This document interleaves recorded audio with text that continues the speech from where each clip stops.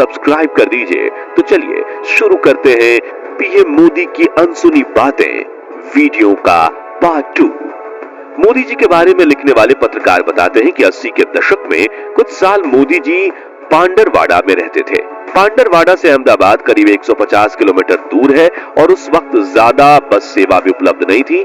ऐसे में मोदी जी रोज सुबह साफ सुथरे कपड़े पहनकर एक झोला उठाकर पांडरवाड़ा से अहमदाबाद की बस में बैठ जाते थे और अहमदाबाद आकर वो उसी बस की कुर्सी पर अपना झोला रख देते थे। फिर अपने अंकल की चाय की दुकान पर जाकर बैठते थे। अब शाम के वक्त जब वो वापस पांडरवाड़ा जाने के लिए स्टेशन जाते थे और अपनी सीट पर फिर बैठ जाते थे, लेकिन उनके दोस्त बताते हैं कि मोदी जी को सिर्फ गुस्सा एक ही बार आता था और वो तब था जब उनका कोई झोला उठाकर कहीं और रख दे और खुद उनकी सीट पर बैठ जाए। उनका कहना था कि जब एक बार मोदी जी कुर्सी पर बैठ जाएं तो कोई कुर्सी नहीं छोड़ते, जिसका लाइव एग्जाम्पल हम देख रहे हैं। अब राजनीति में प्रधानमंत्री नरेंद्र मोदी और केंद्रीय गृह मंत्री अमित शाह की जोड़ी को जय वीरू की जोड़ी माना जाता है।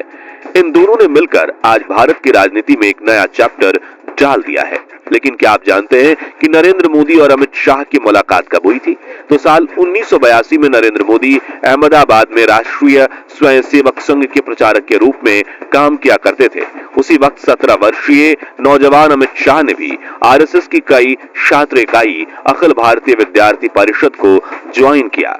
तभी संघ के ऑफिस में इन दोनों की औपचारिक मुलाकात हुई थी, जिसके बाद आरएसएस की शाखाओं से जुड़े कई कार्यक्रमों में इन दोनों की मुलाकात होने लगी। और यहाँ मजेदार बात यह थी कि नरेंद्र मोदी और अमित शाह दोनों की विचारधारा में काफी समानता थी और मोदी जी अमित शाह की सोच से काफी प्रभावित थे।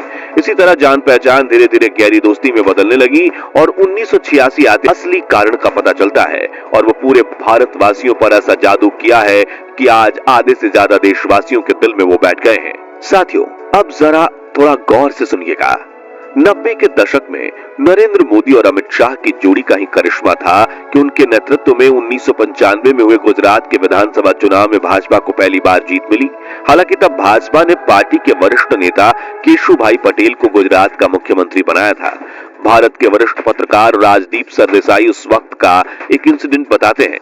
वो कहते हैं कि खानपुर अहमदाबाद में बीजेपी का छोटा सा ऑफिस था और मोदी जी बाहर बैठकर खाखरा खा रहे थे। बीजेपी के बाकी बड़े नेता जैसे कि शंकर सिंह बघेला, केशुभाई पटेल और सुरेश मेहता अंदर की तरफ बैठे थे। तभी मोदी जी के साथ बाहर कुर्सी पर बैठकर उन्हें मैं कहता हूं कि नरेंद्र भाई, आप यहाँ क्यों बैठे हैं, अंदर जाइए ना। तो उन्होंने कहा कि नहीं, वो बड़े लोग हैं, उनको बैठने दीजिए, मैं यहाँ हूँ। यानी उनको मीटिंग में बुलाया भी नहीं गया था। लेकिन हाँ, पूरे देश के सामने तो नरेंद्र मोदी का शक्तिशाली व्यक्तित्व उभरकर सामने जरूर आने लगा था। हालांकि ये सिर्फ गुजरात के चुनाव की जीत का कारण नहीं था, बल्कि उससे 2 साल पहले नरेंद्र मोदी जी के नेतृत्व में ही देश में बहुत बड़ा आंदोलन हुआ था। जी हाँ, हम बात कर रहे हैं राम मंदिर आंदोलन की। सन 1990 में लाल कृष्ण आडवाणी भाजपा के अध्यक्ष आते ये दोनों सच्चे दोस्त बन गए। इसी साल नरेंद्र मोदी ने भाजपा पार्टी से जुड़कर राजनीति में भी कदम रखा और भाजपा ने उन्हें गुजरात बीजेपी में संगठन महामंत्री के पद पर तैनात किया। उस वक्त नरेंद्र मोदी को एक राइट हैंड की जरूरत थी जो गुजरात में भाजपा पार्टी को ताकतवर बनाने की रणनीति बनाने में उनकी सहायता करे और उन्होंने अमित शाह को ये जिम्मेदारी सौंप दी। अगले साल 1987 में अहमदाबाद में म्युनिसिपल इलेक्शन होता है। उस वक्त मोदी जी ने भारतीय जनता पार्टी के लिए खुद को इतना समर्पित कर दिया था कि वो इलेक्शन से पहले अहमदाबाद की हर गली नुक्कड़ का चक्कर काटते थे और देखते थे कि भाजपा उम्मीदवारों के पोस्टर वगैरह सही से लगे हुए हैं ना। इस दौरे पर नरेंद्र मोदी के पास कोई गाड़ी नहीं थी, वो एक स्कूटर पर जाते थे। जी हाँ, वो एक स्कूटर के पीछे बैठते थे और वो स्कूटर चलाते थे उनके जिगरी दोस्त अमित शाह।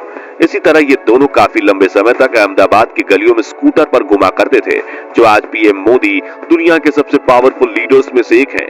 लेकिन इतनी ऊंचाइयों तक पहुंचने के लिए उन्होंने शुरुआत कहां से की, वो देखना भी काफी अहम है। इससे हमें उनकी विनम्रता और तत्व में ही 5 अगस्त 2019 को ऐतिहासिक फैसला आया था जब जम्मू कश्मीर से आर्टिकल 370 हटाया गया था। लेकिन क्या आप जानते हैं कि यह नियम क्या था और क्यों जम्मू कश्मीर की जनता इससे परेशान हो चुकी थी? आइए जानते हैं। दरअसल 17 अक्टूबर 1949 के दिन भारत के संविधान में आर्टिकल 370 को शामिल किया गया था, जो जम्मू कश्मीर को भारत के संविधान से अलग रखता था।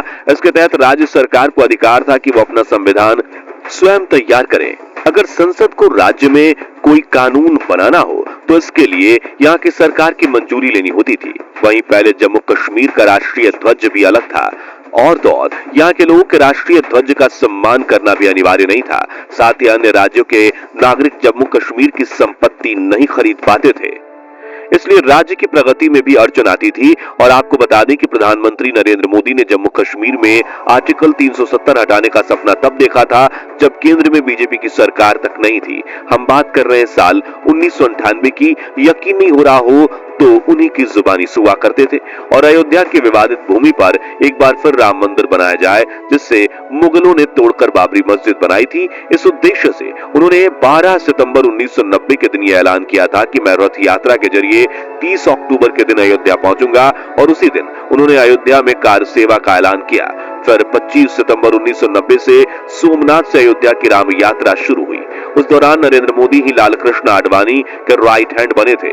पूरे रथ यात्रा आंदोलन की कमान उन्होंने ही संभाली थी और 63 वर्षीय आडवाणी जी को कोई परेशानी ना हो उसका ध्यान रखते हुए वो खुद भी उनके साथ सोमनाथ से अयोध्या के सफर पर निकले थे। करीब एक महीने बाद रथ यात्रा बिहार पहुंची, जहां 23 अक्टूबर की रात लाल कृष्ण आडवाणी समस्तीपुर के सर्किट हाउस में रुके थे। तभी बिहार के लालू प्रसाद यादव की सरकार ने यह तय किया कि वो आडवाणी जी को अयोध्या नहीं पहुंचने देंगे और रात के करीब 1:30 बजे आडवाणी जी को गिरफ्तार करने के लिए बिहार पुलिस सर्किट हाउस पहुंची। और उस वक्त की फुटेज में आप देख सकते हैं कि मोदी जी लाल कृष्ण आडवाणी के बिल्कुल बगल में उनकी ढाल बनकर खड़े। दोस्तों, आप सभी जानते होंगे कि पीएम मोदी के न सुन के हिंदुस्तान की जनता ने हमको जितनी मात्रा में वोट दिए उतनी मात्रा में ही हम गुड डिलीवर कर सकते हैं। अगर हमको 2/3 बहुमत दिया होता तो हम धारा 370 को भी निकालने का निर्णय कर सकते थे। फिर अप्रैल 2014 में प्राइम मिनिस्टर बनने से पहले भी उन्होंने इस मुद्दे पर बात की थी। आप भी सुन के।